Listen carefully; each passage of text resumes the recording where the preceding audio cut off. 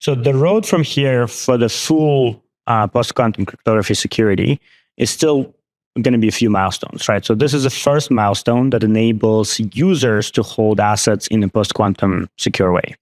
Now, the protocol still uses the Edison curve for block production and other kind of internal operations. Now, the goal would be to switch those places as well. And that requires continuous optimization on performance of the post-quantum cryptography and some innovation on our side with how we're designing NEAR. There's also the chain signatures themselves, and as we're using other blockchains, again, as NEAR holds assets for you on other chains, effectively upgrading with them and moving all of your assets for you into post-quantum secure way. So those are all effectively steps that both for NEAR blockchain itself, kind of internal operations, and for holding assets on other chains as they upgrade, supporting that.